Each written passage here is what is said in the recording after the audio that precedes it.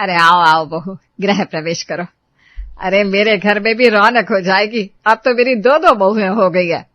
आज पूनम जी के छोटे बेटे मृदुल की शादी नेहा से हुई थी।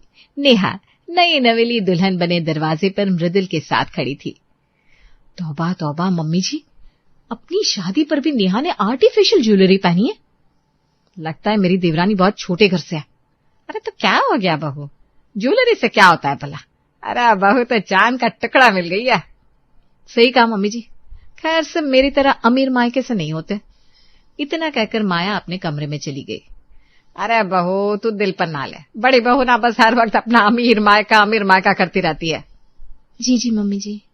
शादी को 1 हफ्ता बीत जाता है। माया बहू, नेहा बहू, कहाँ रह गई दोनों? जल्दी नीचे आओ। अरे प्रकाश जी की भतीजी की शादी है, वैसे ही देर हो गई है, और कितना देर करोगी तुम दोनों? आ गए मम्मी जी। आपको तो पता ही है मेरी साड़ियां कितनी महंगी होती है, अब उन्हें संभाल कर पहनना पड़ता है ना। पर आपकी छोटी बहू कहाँ है? बस दीदी मैं भी आ गई। वो पीछे से आपकी साड़ी का लुक देख रही थी, इतनी खूबसूरत है ना, नजर ही ना हटे। मेरी साड़ियों की बात ही अलग होती है, मैं तुम्हारी जैसी सस्ती साड़ियां नहीं पहनती नेहा। बड़ी आई महंगी साड़ी वाली, जितनी की साड़ी होगी नहीं उससे ज्यादा के तो इनके नखरे हैं। एक बार फंक्शन से लौट कर आऊं, फिर उसके बाद मृदुल जी से कहकर इससे महंगी साड़ी मंगवाऊंगी। फंक्शन से लौटने के बाद रात को नेहा अपने कमरे में जाती है तो, मृदुल जी सुनिए ना, मैं क्या कह रही थी, आपको नहीं लगता आपको मुझे एक नई साड़ी दिलवानी चाहिए? अरे क्या बात कर रही हो नेहा, अभी हफ्ते भर पहले तो हमारी शादी हुई है, उसमें कितनी नई साड़ियां मिली है तुम्हें, उसके बाद भी तुम्हें अभी नई साड़ी चाहिए? हाँ चाहिए, क्योंकि आपने आपकी भाभी की बात नहीं सुनी। वो थोड़े अमीर घर से क्या है, पूरा दिन सिर्फ अपनी अमीरी का दिखावा करती रहती है। आज उन्होंने एक बहुत महंगी साड़ी पहनी थी और मुझे ताना भी मारा इसी बात पर। अरे नेहा भाभी तो ऐसी है, तुम उनकी बातों पर ज्यादा ध्यान मत दिया करो। नहीं मृदुल जी, आप समझ नहीं रहे, अब तो मुझे उनकी तरह एक महंगी साड़ी चाहिए, मतलब चाहिए। ठीक है, मानोगी तो तुम वैसे भी नहीं। ये लो 500 रुपए, जो है इतने ही है, इतने में ही काम चलाना पड़ेगा तुम्हें। ठीक है, मैं इतने में ही कुछ ले लूंगी। अगले दिन नेहा एक बड़े स्टोर में जाती है अपने लिए साड़ी खरीदने। भैया वो जरी वाली साड़ी कितने की है? मैडम वो तो 2000 की है। क्या इतनी महंगी? ऐसा क्या सोना जड़ा है इस पर? मैडम जी यहाँ सबसे सस्ती साड़ी भी 1400 से स्टार्ट होती है। अरे रे नेहा, तेरे पास तो सिर्फ 500 है, इतने कम में यहाँ साड़ी तो क्या, साड़ी का टुकड़ा भी नहीं आएगा। लगता है मुझे कुछ और जुगाड़ लगाना पड़ेगा। नेहा वहां से निकलकर एक सस्ते से सुपरमार्केट में साड़ियों की दुकान पर जाकर बैठती है। भैया मुझे ऐसी साड़ी दिखाइए जो दिखने में बहुत महंगी हो लेकिन असल में हो सस्ती। और मैडम जी आप बिल्कुल चिंता ना करें, आप एकदम सही जगह पर आइए, आप तो बस पसंद कीजिए आपको कौन सा चाहिए। कुछ साड़ियां देखते देखते नेहा को अपनी जेठानी की साड़ी की तरह दिखने वाली एक सेम साड़ी दिखती है। अरे वाह, ये तो बिल्कुल भाभी की साड़ी जैसी है। भैया ये वाली साड़ी कितने की है? मैडम जी ये साड़ी सिर्फ 800 की है। सच? सिर्फ 800 की? अगर ऐसा है तो मुझे जल्दी से ये साड़ी पैक करके दे दो ना। नेहा घर आकर तुरंत ही वो साड़ी पहन लेती है। देखिए ना मम्मी जी, आज मैं मार्केट गई थी तो मुझे ये साड़ी बहुत पसंद आई, अच्छी लग रही है ना? साड़ी तो अच्छी है बहू, लेकिन काफी महंगी लग रही है, तुम्हें इतने पैसे कहाँ से मिले? मम्मी जी यूं समझ लीजिए, पैसे तो मेरे पास भी कम नहीं है, सिर्फ मुझे ना ज्यादा शो ऑफ करना पसंद नहीं है। वरना खरीदने को तो मैं बहुत कुछ खरीद सकती हूँ। बढ़िया ही बहुत कुछ खरीदने वाली, पक्का अपने पति से पैसे ऐंठे होगे, मुझसे बराबरी करेगी। वो कभी नहीं कर पाएगी। अगले दिन शाम को सभी हॉल में बैठे चाय का लुत्फ उठा रहे थे कि दरवाजे से माया एक बड़े से कार्टून के साथ अंदर आई। अरे माया बहू ये इतने बड़े कार्टून में क्या लेकर आ रही हो? वो मम्मी जी क्या है ना, हमारे रूम का टीवी बिगड़ गया था तो बस सोनी कंपनी का टीवी ले आई। आपका मन हो तो आप मेरे कमरे में आकर ये टीवी देख सकती हैं। बहुत महंगी आई है, हमारे एरिया की सबसे महंगी टीवी अब आपकी बड़ी बहू के पास है। अरे बहू तू भी ना बहुत खर्चीली है। लो इनका फिर से शुरू हो गया, फिर से अपनी अमीरी का शो ऑफ करने लगी। पर मैं भी कुछ कम नहीं हूँ, इनके सामने इतनी आसानी से झुकेगा नहीं साला, कुछ तो करना पड़ेगा। मम्मी जी वो मैं क्या सोच रही थी, मुझे यहाँ आए काफी दिन हो गए, तो आपकी इजाजत हो तो मैं कुछ दिन अपने मायके में घूम कर आऊं? हाँ हाँ बहू, ठीक है, कोई बात नहीं, घूम कर आ अपने मायके कुछ दिन के लिए। अगले दिन नेहा अपने मायके जाने के लिए निकल जाती है। अरे बेटा तू, क्या बात है अचानक से यहाँ? क्या मम्मी, अब शादी होगी तो मैं यहाँ नहीं आ सकती? अरे बेटा, ये घर तेरा ही है, तू जब चाहे यहाँ आ सकती है। किसने रोका है तुझे? इसीलिए तो आई हूँ। यहाँ से जाने के वक्त जो शगुन मिलेगा उसी से खरीदूंगी मैं अपने लिए एक नई और महंगी टीवी। अब बस कल दोपहर को यहाँ से निकल जाऊंगी। जितनी जल्दी पैसे मिलेंगे उतनी जल्दी मैं भाभी का जलन से झुलसा हुआ मुंह देख पाऊंगी। नेहा मन ही मन ये सब सोचते हुए अपनी चालाकी पर इतराते हुए खुश हो रही थी। अगले दिन अपने प्लानिंग के हिसाब से वो अपने मायके से निकलने की तैयारी करने लगी। बेटा कल ही तो आई थी, कुछ दिन के बाद चली जाती। नहीं माँ, अब दुखी मत हो, मैं फिर आऊंगी ना, पर अभी तो मुझे जाना होगा। ये ले बेटा, तुझे तो हमारे घर के हालात पता ही है, बेटी को खाली हाथ विदा नहीं करते। ये शगुन के तौर पर 1000 रुपये रख ले। नेहा का चेहरा अपने हाथ में किशोर जी द्वारा दिए गए 500 के 2 नोट देखकर लटक जाता है। अरे यार, क्या सोचकर यहाँ आई थी और मेरे साथ क्या हो रहा है? अब इस 1000 रुपये से महंगी टीवी कैसे खरीदूं? खैर, इतनी जल्दी हाँ नहीं मानूंगी। रात को नेहा फिर से मृदुल के सामने अपनी एक नई हट के साथ खड़ी थी। सुनिए ना मृदुल जी, क्या आपको नहीं लगता हमारे रूम में एक नई टीवी होनी चाहिए? अरे क्या बात कर रही हो नेहा, अभी 2 दिन पहले माया बापी अपने रूम में एक नई टीवी लेकर आई है। तुम्हें मन है तो तुम उनके साथ टीवी देख लिया करो ना। हाँ, मैं उनके साथ टीवी देखूं ताकि उन्हें मुझे और सुनाने का मौका मिल जाए। आपको अच्छा लगेगा क्या जब वो मुझे पैसों को लेकर इंसल्ट करेगी? अरे पर नेहा, बात समझने की कोशिश करो। मेरे पास इस वक्त एक नई टीवी लेने के लिए पैसे नहीं है। तो कोई बात नहीं, आपके पास जितने पैसे उतने दे दीजिए, मैं कुछ जुगाड़ कर लूंगी। मृदुल एक बार फिर अपनी बीवी की जिद के आगे हार चुका था। उसने अलमारी से 4000 रुपये निकालकर नेहा को पकड़ा दिए। अगले दिन नेहा सबसे छुपाते छुपाते वहां के चोर बाजार में पहुंची। भैया सुनिए ना, यहाँ पर टीवी कहाँ मिलेगा? मिलेगा ना मैडम, आप बताइए आपको कैसा टीवी चाहिए? 5000 में जो भी अच्छा सा टीवी मिल जाए वही दे दीजिए। अरे ठीक है मैडम जी, आप टेंशन ना ले, हम 5000 में आपको ऐसी टीवी पकड़ाएंगे कि आपकी आंखें चांद आ जाएगी। दुकानदार ने नेहा को एक टीवी दिखाई, जिसे देखकर नेहा की आंखें खुशी से चमक उठी।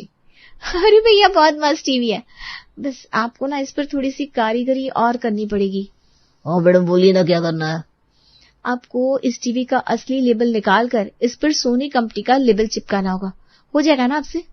अरे मैडम, बाय हाथ का खेल ही है, अब बस मुझे 10 मिनट का टाइम दीजिए, मैं भी आपको करके देता हूँ। शाम को नेहा अपने साथ वो टीवी लेकर घर आई। अरे बहू, तूने भी अपने लिए कोई नई टीवी ली है क्या? आपकी छोटी बहू कम है क्या मम्मी जी? अब मैं भी अपने रूम में बैठकर बोर होती रहती हूँ, तो मैं भी एक नई टीवी ले आई। देखिए, मैंने भी सोनी कंपनी की ही महंगी टीवी ली है। देखिए ना दीदी, बिल्कुल आपके वाले टीवी की तरह ही सुंदर और महंगी है ना मेरी टीवी। ओहो, सोनी का टीवी, सही है, चलाओ चलाओ। माया बुरा सा मुंह बनाकर अपने कमरे में चली जाती है। नेहा बहू, तुझे नहीं लगता आजकल कुछ तो ज्यादा ही खर्चे करने लगी है? देख, बड़ी बहू के दिखावे के अमीरी के झांसे में मत आ, वरना कहीं की नहीं रहेगी तू। अरे मम्मी जी, आप चिंता मत करिए, आखिरकार अब मेरे भी तो कुछ अरमान है, और मैं अपने अरमान अभी पूरे नहीं करूंगी तो कब करूंगी? मैं टीवी चेक करके आती हूँ। नेहा बहू भी ना, देखना एक दिन ये अमीरी के दिखावे के चक्कर में मेरे बेटे को रास्ते पर ले आएगी। अरे तुमने बहुएं भी तो ऐसी चुनी है, झेलो अब। कुछ दिन और निकले और एक सुबह से उनके घर पर काफी चहल पहल थी। अरे माया बहू, सारी तैयारियां हुई कि नहीं? आज प्रकाश जी के पुराने रोज हमारे घर पर आने वाला है। मम्मी जी, मैं अपने रूम से बॉन चाइना के सेट वाले महंगी कप्स लेकर आती हूँ, मेहमानों पर काफी अच्छा इंप्रेशन बनेगा। मम्मी जी, मेरे पास भी ना कप्स के नए सेट रखे हैं, आप कहें तो मैं लेकर आऊं? अरे नहीं बहू, तू रहने दे, तेरे पास वो सस्ते वाले कप होंगे ना। माया बहू सही कह रही है, उसके पास महंगे वाले कप सेट रखे, लाने दे उसे। लो, अब तो मम्मी जी भी धीरे धीरे भाभी की साइड होती जा रही है। ऐसे ही चलता रहा तो भाभी मम्मी जी की फेवरेट बन जाएगी। अब वक्त आ गया है कि भाभी जी के थोड़े मजे लिए जाए। नेहा अगले दिन ही मार्केट जाकर पत्थर के कुछ नए कप के सेट्स लेकर आती है। ये कप तो दिखने में बिल्कुल भाभी के कप की तरह है, एक काम करती हूँ, इनको भाभी की कप से बदल देती हूँ। अब आएगा मजा। वाह, नेहा तो कितनी टैलेंटेड है। सभी लोग हॉल में बैठे थे, नेहा भी वहां आती है। अच्छा मम्मी जी, मैंने सुना था बॉन चाइना के कप्स बहुत स्ट्रांग होते हैं, उनको चाहे जमीन पर कितने भी जोर से पटको वो गिरकर टूटते नहीं। क्या ये सच है? हाँ हाँ, बिल्कुल सच है। बॉन चाइना के कप्स आसानी से टूटते नहीं। फिर तो दीदी के कप्स भी आसानी से टूटेंगे नहीं ना? नहीं, मेरे कप्स के सेट असली बॉन चाइना के हैं, बिल्कुल नहीं टूटेंगे। तो फिर एक बार टेस्ट कर ले। ओह, क्या है ना, मैंने कभी अपनी जिंदगी में इतने मजबूत कप्स देखे नहीं ना, इसी बहाने मैं भी देख लूं कैसे होते। अरे क्या जरूरत है टेस्ट करने की, माया बहू कह रही है तो असली होंगे। अरे मम्मी जी, मैंने कब कहा दीदी झूठ बोल रही है? कब तो असली बॉन चाइना के ही होंगे, मैं बस देखना चाहती हूँ। मैं लेकर आती हूँ 1 मिनट में। अरे पर मेरी बात तो, उफ, ये लड़की भी ना। नेहा रसोई से अपने लाए पत्थर के कप ले आती है और हॉल में आकर बेफिक्र होकर सारे कप एक साथ जमीन पर पटक देती है। अरे ये कैसे हो गया? हे भगवान, मेरे इतने महंगे बॉन चाइना के कप। अरे क्या जरूरत ही नेहा ये सब करने की? तुम्हें मेरे महंगे सामानों से जलन क्यों होती है? भाभी मैं तो बस ट्राई कर रही थी, पर ये तो टूट गया। अब आप आगे हमारे घर के मेहमानों को चाय कैसे परोसेंगी? माया गुस्से से पैर पटकते हुए अपने कमरे में चली जाती है। रात में नेहा मृदुल के पास बैठी आज का किस्सा सुना रही थी। मजा आ गया, आज तो दीदी की शक्ल देखने लायक थी। तुम भी ना, पता नहीं माया भाभी के पीछे क्यों पड़ी रहती हो। अच्छा, मैं पीछे पड़ी रहती हूँ, सही है आपका, मैं ही हमेशा गलत लगती हूँ। 2 दिन बाद माया आज एक नया सोने का हार गले में लटकाए पूरे घर में चक्कर काट रही थी। मम्मी जी, ये देखिए, हार सुंदर है ना?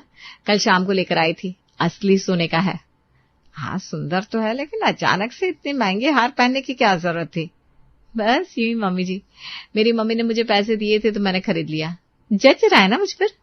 वैसे नेहा, तुम्हारे पास इतना महंगा कोई सेट है क्या? ओ छोड़ो, ऑफ कोर्स बिल्कुल नहीं होगा। मैं भी ना पता नहीं कैसे कैसे सवाल पूछ लेती हूँ। है नहीं तो क्या भाभी, मैं जो चाहूँ खरीद सकती हूँ। ओहो नेहा, अरे चोर बाजार से मत खरीद लाना, मेरे हार का कॉपी है। ये सुनकर नेहा हैरान हो जाती है। कहीं भाभी को पता तो नहीं चल गया कि मैं चोर बाजार से सामान खरीदती हूँ? अगर ऐसा हुआ तो इज्जत की बैंड बज जाएगी, मुझे कुछ करना पड़ेगा। नेहा तुरंत अपने कमरे में जाती है जहां मृदुल ऑफिस जाने के लिए तैयार हो रहा था। सुनो ना, मुझे आज ही 2 लाख रुपए चाहिए। क्या तुम्हारा दिमाग खराब हो गया? अब तक तो फिर भी ठीक था, अब सीधे तुम्हें 2 लाख चाहिए? नेहा, तुम शायद भूल रही हो, मुझे हर महीने सिर्फ 40,000 ही तनख्वाह मिलती है। ये अचानक से 2 लाख कहां से लाऊंगा मैं? मुझे नहीं पता आप कहां से लेकर आएंगे, कैसे लेकर आएंगे। हर रोज भाभी से ताने मैं नहीं सुन सकती। अरे पर 2 लाख मांग रही हो, 2,000 नहीं। देखो, अब तक 2-3 हजार में काम चलाकर मैं उनके तानों के जवाब दे रही थी ना, पर अब बस बहुत हुआ। मुझे आज 2 लाख चाहिए तो चाहिए, वरना मैं यहाँ से हमेशा हमेशा के लिए चली जाऊंगी। अच्छा ठीक है, मैं देखता हूँ कोशिश करके। शाम को मृदुल घर वापस आते वक्त 2 लाख का चेक लेकर आता है। ये लो नेहा, इसे ले जाकर बैंक में जमा कर देना, तुम्हें पैसे मिल जाएंगे। थैंक यू सो मच मृदुल जी, आप बहुत अच्छे हैं। लेकिन सुबह तो आपके पास पैसे नहीं थे, फिर इतनी जल्दी 2 लाख का इंतजाम कैसे किया?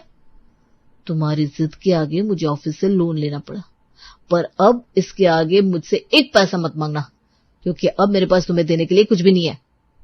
इतना बोलकर मृदुल वहां से चला जाता है। अब देखो भाभी मेरा कमाल, इस बार मैं नकली नहीं बल्कि असली गहने लूंगी। मैं किसी से कम हूं क्या? नेहा इस बार गहने के लिए किसी नकली नहीं बल्कि असली सुनार की दुकान पर जाती है। भैया 2 लाख में कोई अच्छा से सोने का हार दिखाइए ना। मैडम जी, इस रेंज में सोने का जड़ाव हार तो नहीं आएगा, पर झुमके जरूर आएंगे, ये देखिए। वाह, ये झुमके तो बहुत सुंदर है, मैं इसमें बड़ी जचूंगी। भैया ये पैक कर दो। नेहा घर आकर उन झुमके को पहनकर सीधा माया के कमरे में जाती है। दीदी जरा देखिए तो झुमकी कैसे, शायद आप अपने हार के साथ ये झुमके अफोर्ड नहीं कर पाई होंगी, है ना? अरे हाँ, ये तो बहुत सुंदर है, बहुत खूबसूरत लग रही है तुम। वो तो ठीक है, पर आप हंस क्यों रही है? कुछ नहीं, बस ऐसे ही। तुम एक काम करो, नए गहने खरीदने की खुशी में आज सबको शाम की चाय अपने हाथ से बनाकर पिलाओ, मैं अभी आती हूँ। नेहा थोड़ी हैरान होकर बाहर जाती है। कमाल है, हर बार जब मैं माया भाभी को उसी किसी चीज में टक्कर देती थी तो भाभी का चेहरा मुरझा जाता था, लेकिन वो आज पहली बार मुझ पर हंस रही थी। क्यों? कोई तो बात है। नेहा को कुछ डाउट हुआ। वो पलटकर फिर से माया के कमरे की तरफ चली गई। तभी उसे अंदर से माया के जोर जोर से हंसने की आवाज सुनाई दी। वो फोन पर किसी से बात कर रही थी। नेहा ना एक नंबर की बेवकूफ है। मैंने जैसा सोचा था वैसे ही हुआ। कल मैंने अपना एक महंगा हार पहनकर उसके सामने स्टाइल क्या मार ली। आज वो उसी हार के सेट वाले झुमके ले आई 2 लाख में, जिसका प्राइस 2 लाख है। और मुझे यकीन है इसके लिए मृदुल को अपने ऑफिस से कर्ज लेना पड़ा होगा। सच बताऊं ना, मुझे बड़ा मजा आ गया। जलन में अंधी होकर उसने अपनी बुद्धि बेच खाई। माया की बात सुनकर नेहा के पैरों तले जमीन खिसक गई। हाँ, उसे लगता है मैं सारी चीजें असली यूज करती हूँ। अरे मेरा तो सारा सामान चोर बाजार से लाती हूँ। और वो हार मैं सिर्फ 250 रुपये का लेकर आई थी। अरे माना मैं अमीर मायके से हूँ, पर कौन मायके वाला इतना पैसा अपनी बेटी पर लुटाएगा। मेरे साथ इतना बड़ा धोखा। नेहा रोते हुए नीचे आई। अरे बहू तू रो क्यों रही है? मम्मी जी मैं लुट गई, बर्बाद हो गई, अब मेरा क्या होगा?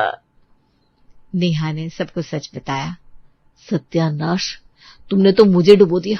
अरे तुम्हारी वजह से मैं कर्ज में डूब चुका हूं। अब आई ना अकल। आजकल की बहुएं भी ना बस एक दूसरे को हराना होता है, चाहे इस चक्कर में कंगाल ही क्यों ना हो जाए। ये मैंने क्या कर दिया? जलन में अंधी होकर मैं खुद के पैरों पर ही कुल्हाड़ी मार आई। माया भाभी के चक्कर में बर्बाद हो गई मैं। अरे अंजलि बेटा, कितना देर लगा रही है तैयार होने में? जल्दी चल, वहां देर में पहुंचेंगे तो घूम भी नहीं पाएंगे सही से। हाँ मम्मी, बस 10 मिनट और रुक जाओ, मैं तैयार हो गई हूँ। अरे जल्दी कर। हाँ हाँ मम्मी, हो गया। तभी माला देवी की बहू शिवानी अपनी ननद और सासू माँ के लिए चाय लेकर आती है। वहीं माला देवी अपनी बहू को देखते ही अपनी साड़ी ठीक करने लगती है। अरे सासू माँ, आप लोग कहीं जा रहे हैं क्या? मैंने तो आप लोगों के लिए चाय और नाश्ता भी तैयार कर दिया है। आपने मुझे बताया भी नहीं कि आप लोग कहीं बाहर जा रहे हैं।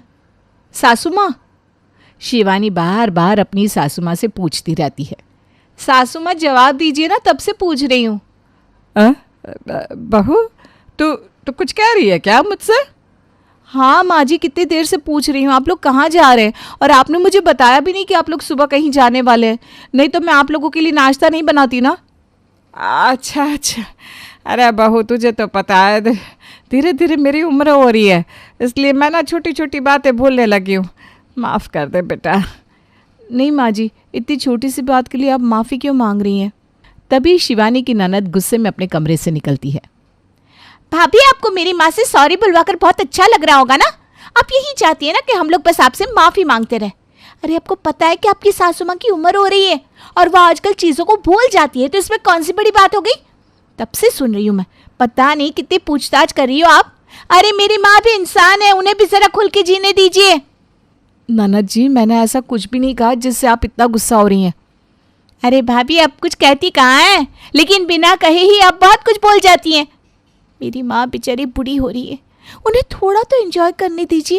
बात बात पर कितने क्वेश्चंस करती हैं आप। अरे जाने दो ना अंजलि बेटा। चलो माँ चलते हैं, पूरा मूड खराब कर दिया भाभी ने। इतना कहकर शिवानी की ननद अपनी माँ के साथ घूमने चली जाती है। पता नहीं, मैं तो कुछ कहती भी नहीं, बेवजह ननद न जाने मुझे क्या क्या बोल देती हैं। बेचारी शिवानी सीधी सादी थी, इसलिए हमेशा अपनी सासू माँ और ननद के साथ बनाए रखने की कोशिश करती थी, और इसी चक्कर में उसे बहुत कुछ सुनना भी पड़ता था। वहीं शिवानी के ससुर जी बड़े सीधे थे, वो भी दोनों को कुछ बोल नहीं पाते थे। खैर, रात के 8 बजते हैं और तब जाकर दोनों माँ बेटी घर वापस लौटती हैं। माँ, आज कितना मजा आया ना, कितनी अच्छी जगह थी, और शिव जी का मंदिर कितना बड़ा बनाया है। हाँ बेटा, बहुत मज़ा आया आज तो। वहाँ कितने अच्छे अच्छे फूल पौधे लगे थे और नदी भी कितनी सुंदर लग रही थी। लेकिन बेटा, तुझे ना मुझे उस झूले में नहीं बिठाना चाहिए था। अरे सर में दर्द हो रहा है मेरे।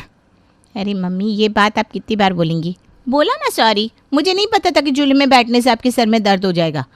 आप चिंता मत करो, रात में आपका सर दबा दूंगी। खुश? नाना जी, सासू माँ, खाना खाएंगे ना आप लोग?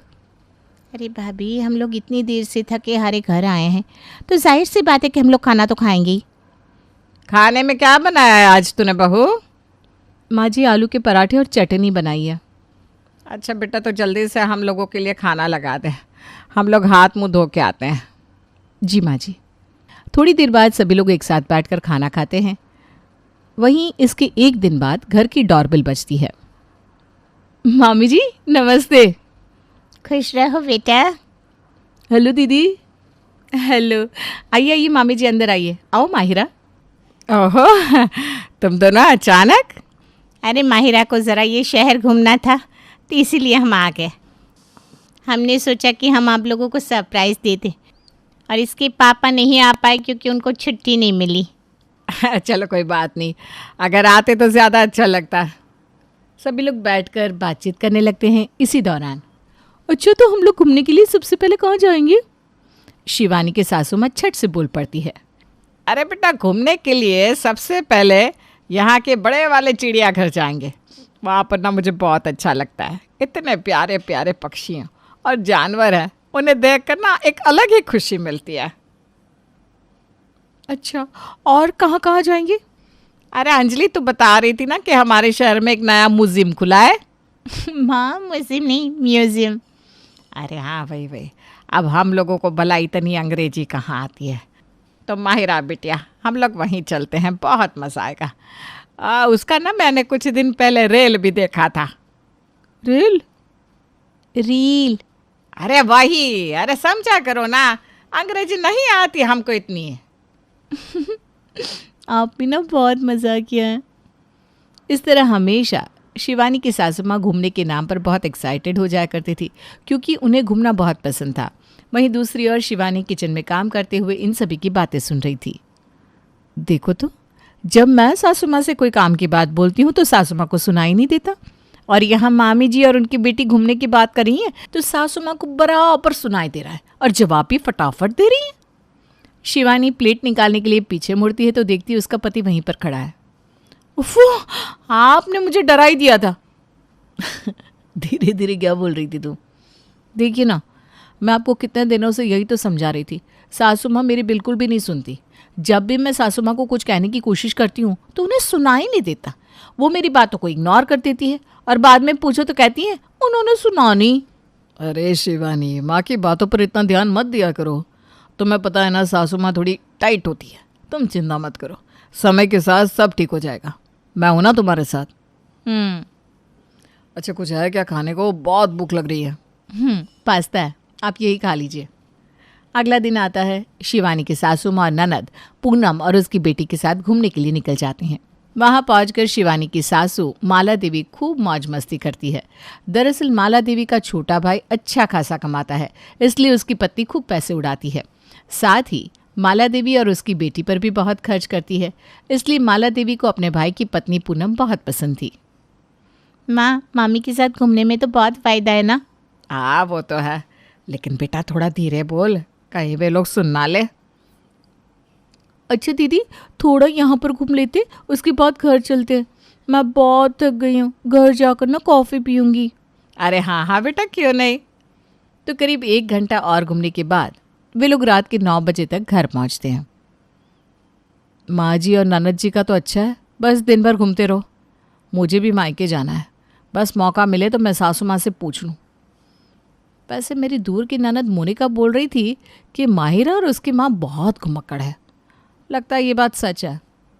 ये दिन भी बीत जाता है। अगला दिन आता है। वहीं शिवानी की सासू माँ फिर से उन्हीं लोगों के साथ घूमने के लिए निकल पड़ती हैं। देखो तो, सासू माँ फिर से निकल गई और अब तो मुझे बताती तक नहीं है। ऐसे ही घूमते घूमते 6-7 दिन बीत जाते हैं। शिवानी के घर से गेस्ट चले जाते हैं। उनके जाने के बाद जब शिवानी अपने पति शिवम के साथ हॉल में थी, ये लीजिए पैसे, पूरे 25,000 है, गिन लीजिए। 25,000? माला देवी पैसे की बात सुनते ही दौड़कर सीधा हॉल में आती है। 25,000 रुपये? बेटा तू इतने पैसे लेकर कहाँ जा रहा है? अरे कुछ नहीं माँ, वो हमारा पुराना वॉशिंग मशीन ख़राब हो गया ना, तो शिवानी को कपड़े धोने में बहुत दिक्कत हो रही है। और आपको तो पता ही है कितने कपड़े हो जाते हैं हमारे घर में, इसलिए सोच रहा हूँ नया वॉशिंग मशीन ले आऊँ। अरे इतनी महंगी वॉशिंग मशीन लाने की क्या ज़रूरत है? माँ 25,000 समझ लीजिए, बहुत ही कम है आज के ज़माने में। वॉशिंग मशीन तो इससे महंगी महंगी आ रही है। अरे कोई ज़रूरत नहीं है इतनी महंगी वॉशिंग मशीन लाने की। 10-11 हज़ार रुपये में अगर कोई वॉशिंग मशीन आती है तो वही ले आओ। लेकिन माँ जी 10-11 हज़ार की वॉशिंग मशीन इतनी अच्छी नहीं होगी। क्यों अच्छी नहीं होगी? अगर वो अच्छी नहीं है तो कंपनी ने उसे बनाई क्यों? और जब महंगे वॉशिंग मशीन मार्केट में नहीं आए थे तो उससे पहले भी लोग वही 10,000 वाले वॉशिंग मशीन तो इस्तेमाल करते थे ना। लेकिन माँ जी, अरे लेकिन क्या, कैसी बहू है तू शिवानी? तेरी सास को तू समझाने की कोशिश कर रही है, तू समझने की कोशिश नहीं करेगी। हाँ, ऐसा करिए शिवम जी, आप ये वॉशिंग मशीन रहने दीजिए, हम हाथों से ही कपड़े धो लेंगे। ये कहकर शिवानी अपने कमरे में चली जाती है। देख बेटा, घमंड तो इतना है कि पूछो मत। मम्मी आप कितना बोलती हो। अरे रहने दे। क्या करूं, अब मायके जाने की बात सासू माँ से पूछूं तो कैसे पूछूं, ये तो ऑलरेडी गुस्से में है। तभी कमरे में शिवानी का पति आता है। कैसे हैं आप? क्या हो गया है आपको आजकल? बाद में आप चुप क्यों गए थे? अरे शिवानी, मुझे तो कुछ समझ में ही नहीं आता। तुम सास बहू और ननद के बीच में मैं पिस जाता हूँ। उधर मेरी माँ तुम्हारे बारे में कुछ बोलती है, इधर तुम मेरी बहन और मेरी माँ के बारे में कुछ बोलती हो। समझ में नहीं आता, करूँ तो क्या करूँ मैं? अरे लेकिन तभी शिवम को ऑफिस से कॉल आता है। जी सर। हाँ सर, ओके सर। जब भी इनसे बात करने लगो इनके ऑफिस से कॉल आ ही जाते हैं। पता नहीं क्या हो गया इनको आजकल, मुझ पर ध्यान ही नहीं देते। दरअसल आजकल शिवम अपने ही काम में व्यस्त रहता था और शिवानी को बहुत कम समय दे पाता था। 11 दिन बाद। अच्छा अंजलि बेटा, अब तेरी पढ़ाई ख़त्म हो गई है तो हमने पंडित जी से कहकर शादी का मुहूर्त निकलवा लिया है। तेरी शादी सही समय पर हो जाएगी तो ठीक रहेगा, क्योंकि कहीं ऐसा ना हो कि अपर्णा जी अपने बेटे की लगन कहीं और लगवा दे। हाँ, लड़का काफ़ी ख़ानदानी है और ऐसे रिश्ते को हमें अपने हाथ से जाने देना नहीं चाहिए। वो तो अच्छा हुआ कि हम दोनों अंजलि के ब्याह के लिए कई सालों से जेवर जोड़ते आ रहे हैं। हाँ, वैसे अभी उनकी कीमत कितनी होगी? लगभग 15 लाख। मेरी बेटी तो वो गहने पहनकर एकदम राजकुमारी लगेगी। तभी शिवानी आती है। खाना तैयार हो गया है, आप सब लोग बैठ जाइए। हाँ बहू। दरअसल माला देवी ने अंजलि के लिए 6-7 महीने पहले ही रिश्ता देख लिया था और अब उसकी बेटी की शादी होनी थी। उसी रात शिवानी अपनी सासू माँ के कमरे में आती है, जहाँ सासू माँ अपने जेवर वगैरह देख रही थी। ये वाला तो मैं अपनी बेटी के महिला संगीत में पहनूंगी। माँ जी, मुझे आपसे कुछ ज़रूरी बात करनी थी। हाँ बोलो। वो माँ जी, मुझे अपने मायके जाना था। माँ जी मुझे मायके जाना था। शिवानी, वो शीशा उठा के देना मुझे। लीजिए माँ जी। अच्छा माँ जी, आपने सुना, मैं कह रही थी कि मुझे मायके जाना था। ओह अच्छा, तुम्हें मायके जाना है, लेकिन ये बात तुम्हें मुझे पहले बतानी चाहिए थी ना। अरे अब तो अंजलि की शादी भी नज़दीक आ गई है और उसकी शादी की बहुत सारी तैयारियां करनी है। ऐसे में तुम अपनी ननद की शादी छोड़कर मायके जाओगी? माँ जी, 5 दिन पहले ही मैंने आपसे मायके जाने के लिए बोला था ना, लेकिन आपने सुना नहीं। अरे कैसे बात कर रही हो बहू? मेरे कान थोड़े कमज़ोर हो गए आजकल, थोड़ा कम सुनाई देता है, इसलिए मैंने सुना नहीं होगा। गलती हो गई बहू, माफ़ कर दे। कोई बात नहीं माँ जी। तू चिंता मत कर बहू, अंजलि की शादी के कुछ दिन बाद चली जाना। जी। बेचारी शिवानी अपने कमरे में चली जाती है। बड़ी आई, मायके जाना है, मैं भी देखती हूँ कैसे मायके जाती है। अगली रात। 5 दिन से देख रही हूँ, आजकल ये रोज़ लेट आते हैं। सासू माँ से जाकर कहती हूँ। शिवानी अपनी सासू माँ के पास जाती है और अपने पति की शिकायत करने लगती है। तो बस यही बात है माँ जी, प्लीज़ आप उन्हें समझाइए ना। क्या कुछ बोला तूने?